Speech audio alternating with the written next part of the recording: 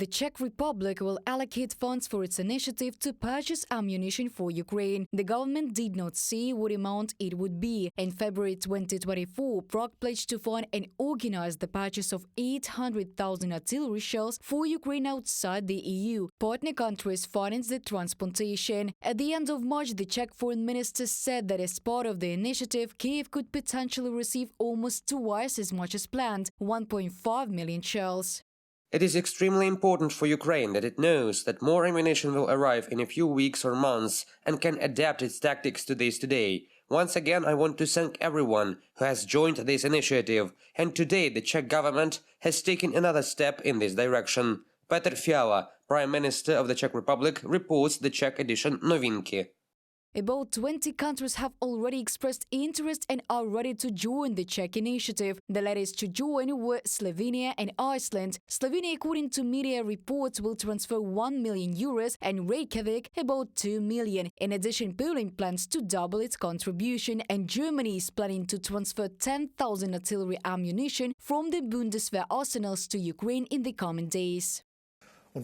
We have now made decisions that will help ensure increased support for Ukraine from the European Union. Firstly, this is what we agreed on, that weapons will be purchased not only in Europe but also outside it, including with European money. I am also grateful, first of all, because it made everyone understand we should not just buy weapons here in Europe, but we should take a broader view.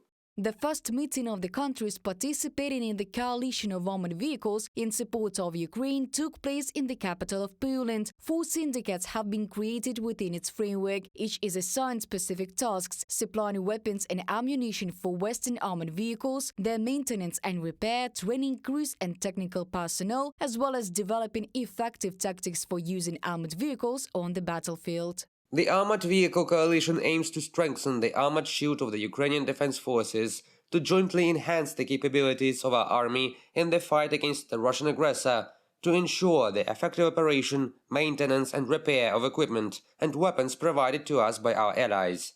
Ivan Havrilyuk, Deputy Minister of Defense of Ukraine, on the Ministry of Defense of Ukraine website.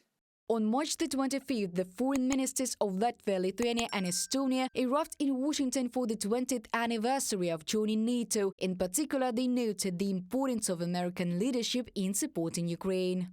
And it's up to us, with our combined efforts, with NATO's combined efforts, to stand up against that and to not only say this is bad, but to make sure that that evil does not have a chance to spread. Deterrence, a long-term strategy, also with dealing with an aggressive Russia. This is what we have to strive towards, and it's only by democracies and like-minded nations and societies working together that we can make the world a safer place. In Latvia, authorities are planning to auction off the House of Moscow, which previously belonged to Russia and was nationalized. The proceeds will be donated to support Ukraine. According to the State Land Service of Latvia, the price of the plot is 517,000 euros and of the building more than 2 million euros. Also, the Administrative Council of the Council of Europe Development Bank approved the project Home Compensation for Destroyed Property, which provides for the provision of a loan to Ukraine in the amount of 100 million euros.